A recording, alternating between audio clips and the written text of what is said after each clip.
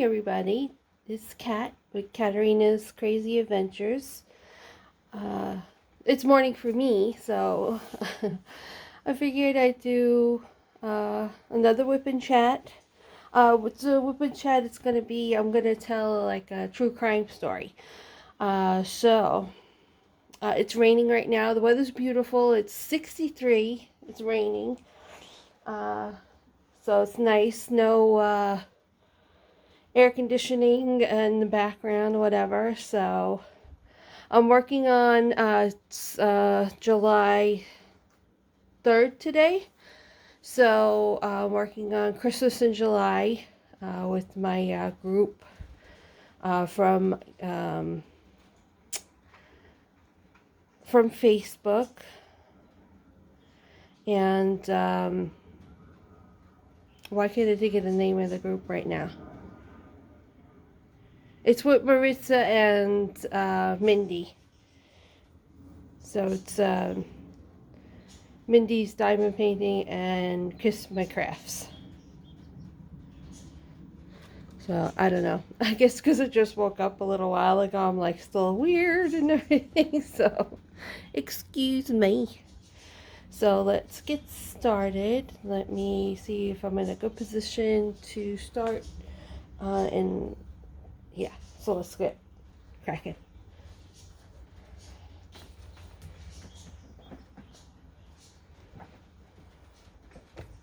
Oh, I see over here. Hold on a second. I see a line that's crooked. Let me fix that.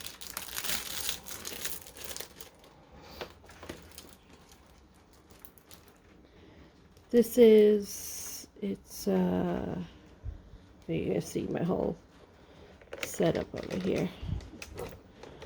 There's the Christmas scene. Hold on. Okay. It's this one that I showed you guys in another video. So, let me get this readjusted. Yeah, I have that tape over there because it, what you call it? Sometimes the light pad falls off of that, so that's why you're seeing that. Why? Okay, there we go. Get this readjusted. Come on, you know already. This. Okay. Better stay. Better stay. Okay. Looks good. I'm gonna do the bird today. So we'll do that. We'll see how this goes.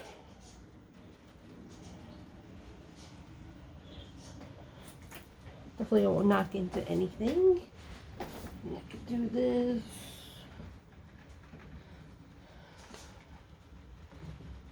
Really, let's see. This should still be good. Let me double check. Yeah, that's still good. Okay. Okay, so I need G. So let's see. Get my wax in there.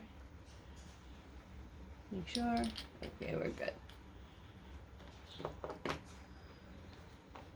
Okay, G on the symbols is number 3. So, pour that in here. Get started.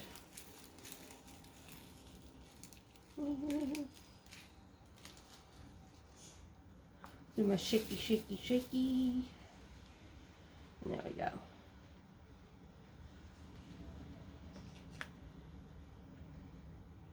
Okay, I'm going to do this a little and then I'll read and then let me see. Hopefully I can do this both at the same time. If not, you're going to get a voiceover. Okay. Okay, let's see. Got my paper right here. Okay, so Sue Kraft was driving through an icy drizzle to her home in Anniston, Alabama in February 1987, where she spotted a stranger on the back porch of her neighbor's house. It was a woman on her knees who seemed to be trying to break in. Kraft drove to another neighbor and called the police. Then the two women went back to the house where they found the woman sprawled out on the porch, unable to move. I really didn't like looking at her. She was scary, Kraft later said. There were spots of mud on her face. Her bangs were stuck to her forehead. She had long fingernails like she had never wrung out a mop. She was so dirty. Okay.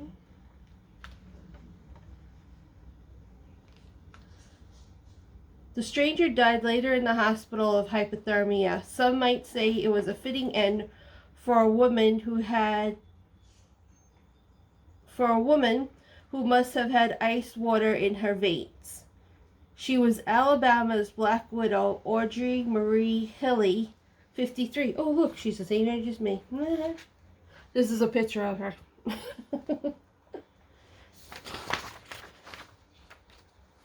4 days earlier,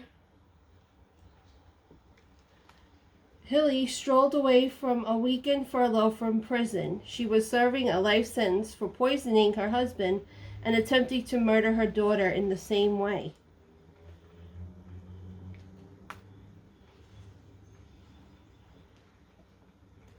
Making her even more dangerous was her ability to change herself to fit in wherever she went. A chameleon, said those who knew her. In her most audacious transformation, Hilley faked her death, wrote her own obituary, and then somehow convinced her second husband that she was her twin sister.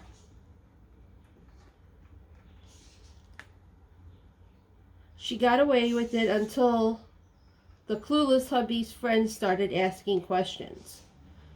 Born in 1933, the only child the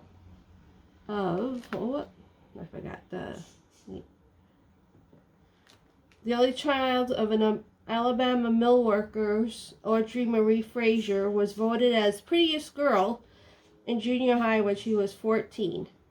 Her indulgent parents let her get away with murder, like the time she viciously bit a cousin who refused to share a piece of cake, wrote Philip Ginsberg in his book on the case, Poison Blood, a true story of murder, passion, and an astonishing hoax.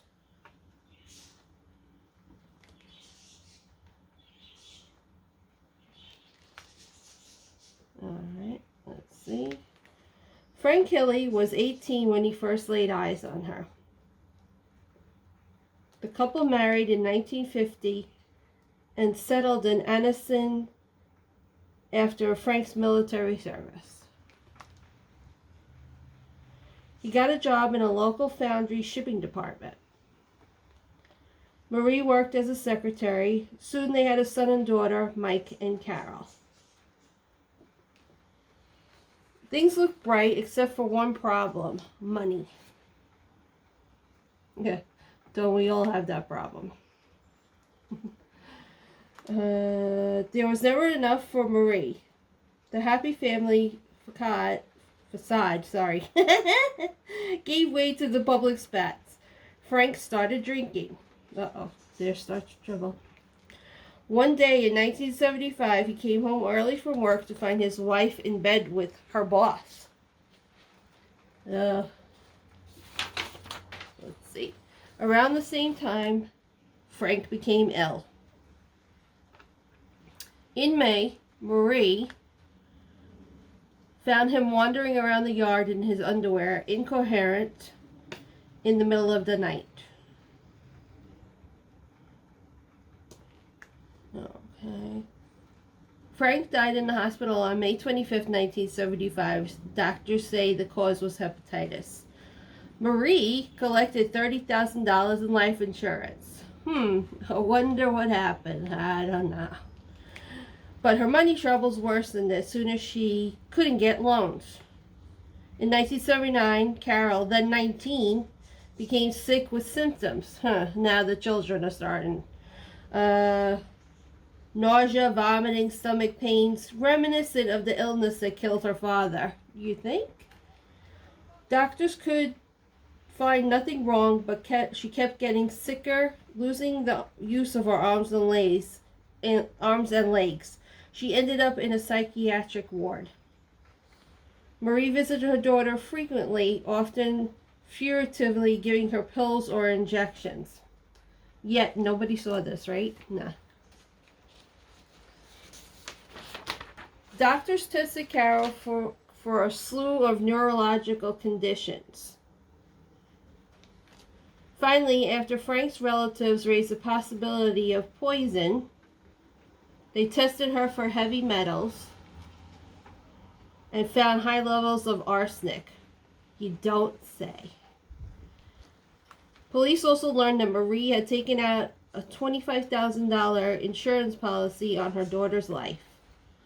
Ooh, there's a nice breeze coming through. Oh my God, that feels so nice. Investigators exhumed Frank's body, which also contained massive doses of arsenic. Oh, what a coincidence. By the time the tests on Frank's body were completed, Marie, who had been arrested for attempted murder, made bail and vanished. Yeah, because she knew the jig was up. National FBI and police searches came up empty for 3 years. Hold on, let me turn the page. I printed these out. No one made the connection when an attractive girl, Robbie Hannon, appeared in Florida and quickly attracted a new flame, John Holman. They married in 1981 and moved to New Hampshire. A little over a year later, she told them she was sick and needed to go for medical treatment alone. Shortly after her departure, Holman got a strange call from a woman calling herself Terry Martin. She told him she was Robbie's twin sister and that she had bad news. Robbie died in Texas and her body was being donated to science. Martin traveled to New Hampshire to comfort the grieving widow. Holman seemed fine with the arrangement, but his friends and local police sensed something was quite not right and started probing the sister-in-law's background. They learned that there was no record of Robbie Hannon nor Terry Martin. They were all fantasies of Audrey Marie Hilley. Police arrested her in Vermont, where she was working as a secretary, and hauled her back to Anniston. It took less than 3 hours for the jurors to convict her of Frank's arsenic murder and of the attempted murder of her daughter. She got a life sentence. Let's see. But that was not the end of the story. Dun, dun, dun. In 1987, for some reason, prison officials decided she deserved a weekend furlough. Yeah, they don't do that stuff anymore. She immediately disappeared. Investigators figured that she had left the state. They learned the truth when she tried to hide in the woods when they got a call that someone found the master of disguise, a bedraggled old woman dying of exposure. Sheriff Roy, I'm over here now, okay. Sneed, who led the search, summed up her life. Nobody in their wildest imaginations thought it would end like this. So, that's the story on that one. Audrey Marie Hilley, back in 1983. So, that wasn't so interesting. Yeah, we always hear of all these Black Widow, murder things where people try to, they kill their family, they poison them, and they think nobody's ever gonna find out. Yep, they're gonna find out. They're gonna know. So now it's raining a little bit more than before. So sorry. I know, probably a little boring today. But it's that kind of a weekend. I don't know. Last night it was nice because got home from work. Me and my husband got it at the same time. So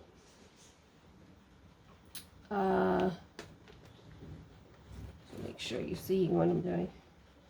And it's rare because usually either I'll get in before him or he'll get in before me, depending on what time I work to. We've been doing overtime because it's been very busy at work. So I've been getting in after him. But we both came in at the same time, and he was kind of like shooing me along, like, go inside. And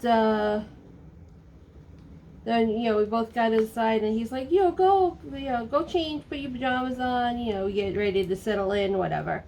And I'm like, all right, So then he goes, go sit down, I'll go make you a drink. Okay. So, I was like, okay, great, I don't have to cook, woohoo. He's going to do it, So then he comes in, and he's got a whole plate of food. He got me my favorite dish from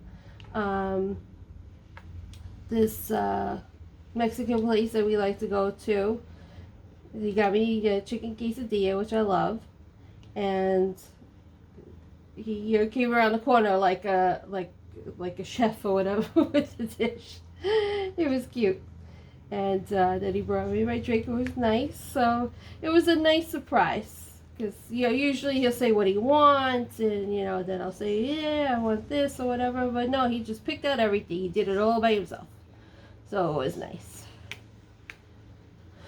Alright. So I guess I'll end this. It won't be such a long Wip and Chit Chat with Kat today. So, yeah, I guess that's it. I'll try. I promise you, I'll get a better story than that. So that should be good. So, all right, I'm gonna end it right here. Everyone have a blessed day, a blessed week. Happy 4th of July. And yeah, I'll talk to you again soon. Hopefully maybe have another haul. I gotta do some sapping. So. Yeah, I guess that's it. And then I'm also gonna do a flip through of a cross stitch magazine that I have because I'm wanting to get back into cross stitch. So I'll do a flip through of the recent magazine that I got of cross stitch patterns. So I'll do that. So we'll do everything on my channel. Variety is the spice of life, and that's why I call it Katarina's Crazy Adventures, because it's an adventure. We don't know what we're going to do every day, and that's what makes everything fun. Alright, so again, everyone have a blessed week. I will see you all soon. Talk to you later. Bye. Love you guys. Bye.